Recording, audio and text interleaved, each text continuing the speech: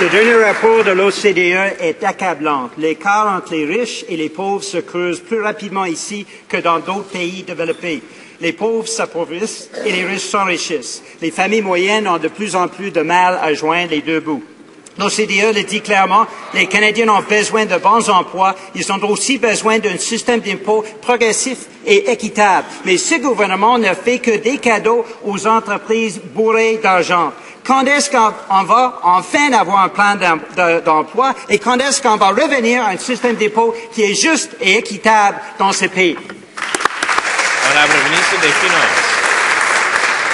Well, Mr. Speaker, the member opposite refers to the OECD report.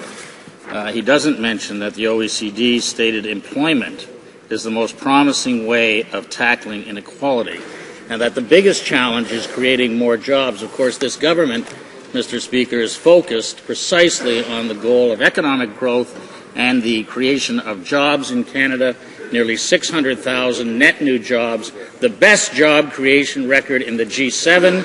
The OECD and the IMF says that Canada's economic growth, job creation will be the best going forward.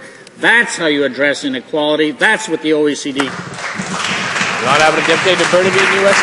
Well, sadly, Mr. Speaker, the results are in on their so-called plan. They lost 19,000 jobs in the month of November. They lost 72,000 full-time jobs in the month of October.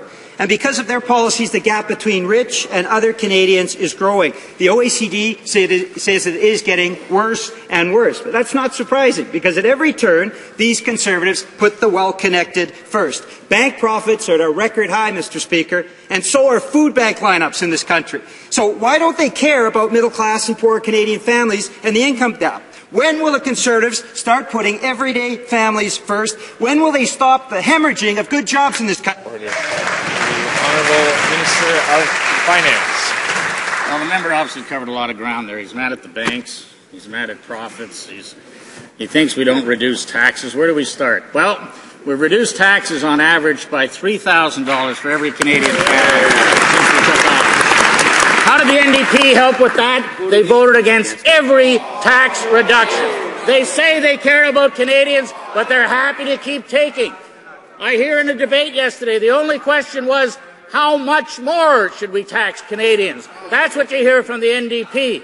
Do they care that we have bank profits? I care. It gives us a sound banking system, and they paid $8.3 billion.